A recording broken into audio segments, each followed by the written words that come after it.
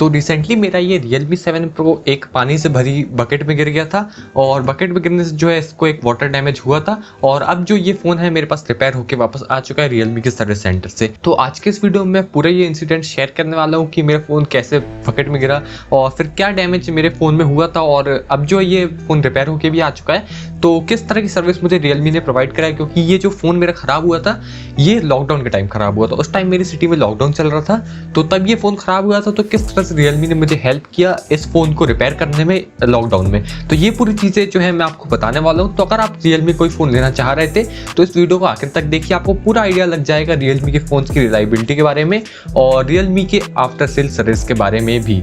तो चलिए आगे बढ़ते हैं।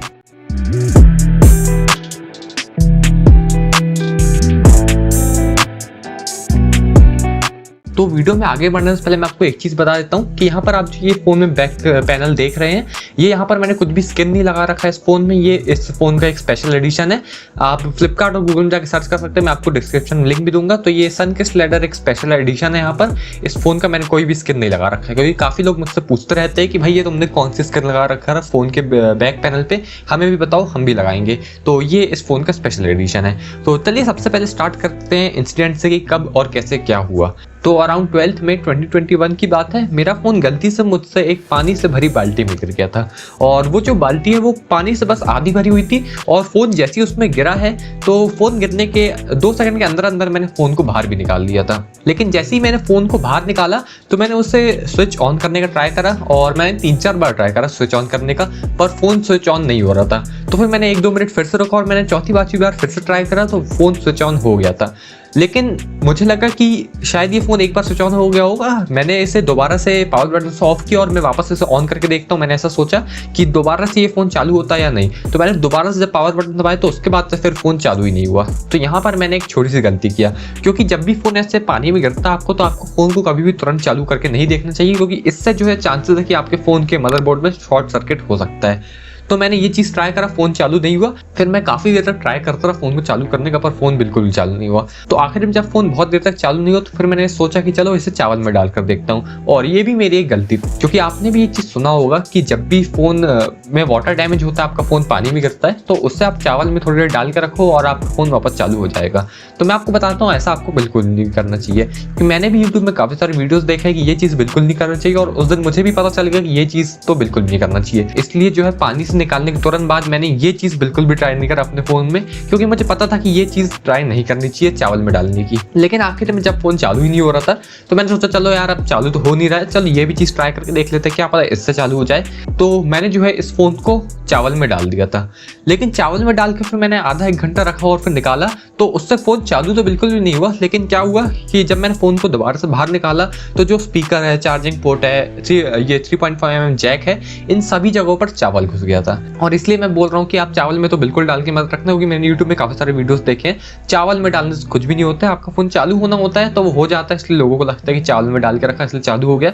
तो ये चीज़ बिल्कुल नहीं करना। आपके फ़ोन में जितने भी होल्स है वहाँ पर हर जगह चावल घुस जाएगा और फिर निकालना भी उसको काफ़ी ज़्यादा मुश्किल हो जाता है। तो ये चीज़ आप बिल्कुल भी नहीं करना अगर आपके फ़ोन में वाटर डैमेज होता है तो जब ये पूरा किस्सा हुआ मैं पूरी तरह से हिम्मत हार गई कि भाई अब तो फ़ोन चालू होगा नहीं, अब मुझे सर्विस सेंटर कॉन्टैक्ट करना ही पड़ेगा और वहीं पर जाकर फ़ोन ठीक होगा। तो फिर मैंने इसे 2-3 घंटे के लिए ऐसे ही रख दिया और अराउंड रात में 11-11:30 बजे मैंने नज़र पड़ी इस फ़ोन पर, तो मैंने देखा कि इस फ़ोन की स्क्रीन चालू थी। तो मुझे लगा कि भाई फ़ोन तो बिल्कुल ठीक हो गया, मैं इसे चला कर देखता हूँ। तो जब मैंने इस फ़ोन की स्क्रीन चालू देखा तो मैंने इसे चलाने की कोशिश किया तो मैंने देखा कि यहाँ पर फ़ोन तो चालू हो गया है पर स्क्रीन बिल्कुल भी नहीं चल रही है। और क्योंकि ये फ़ोन रिस्टार्ट हुआ था उस टाइम, क्योंकि मैंने काफ़ी बार पावर बटन दबाया था, थोड़ी देर दबा के रखा था, तो इस कारण फ़ोन रिस्टार्ट हुआ था। उस समय स्क्रीन चालू नहीं हो रही थी इसलिए मुझे पता नहीं चला। लेकिन जब स्क्रीन चालू हुई उस टाइम मैंने देखा तो उस टाइम जो है पासवर्ड डालना पड़ा था फ़ोन में, क्योंकि फ़ोन रिस्टार्ट हुआ था। और जैसा कि आप जानते हैं कि फ़ोन रिस्टार्ट होने के बाद आपको पिन से ही फ़ोन को खोलना पड़ता है, फेस और फिंगरप्रिंट नहीं चलता है। तो मैंने पासवर्ड डालने का ट्राई करा पर पासवर्ड नहीं डाल रहा था क्योंकि स्क्रीन नहीं चल रही थी फ़ोन की।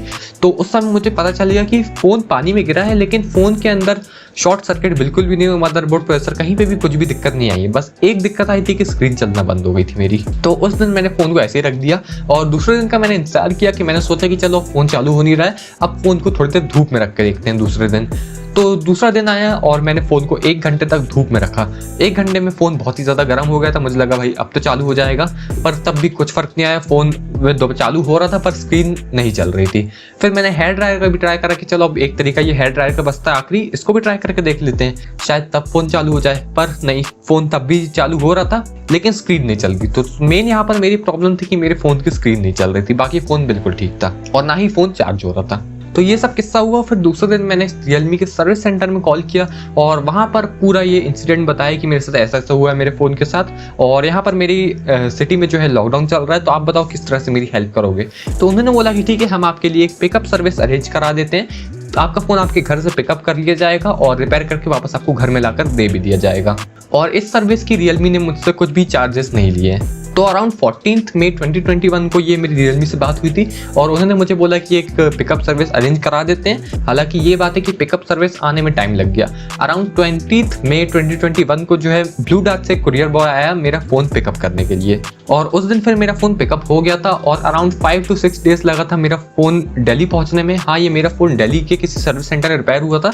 मैं ब्लू डार्ट में ट्रैक कर पा रहा था, तो वहाँ कहीं पर ये फ़ोन रिपेयर हुआ है। और अराउंड 26 या 27 मई जहाँ तक मुझे याद है, तो उस टाइम जो है ये फ़ोन दिल्ली के उस सर्विस सेंटर में पहुंचा था और काफ़ी टाइम लग गया इस फ़ोन को बनने में। और वो क्यों लगा वो मैं आपको बताता हूँ, क्योंकि जब ये फ़ोन पहुंच गया था वहाँ पे तो मुझे कुछ भी अपडेट्स नहीं मिल रहे थे कि फ़ोन में अभी क्या हो रहा है फ़ोन के साथ में।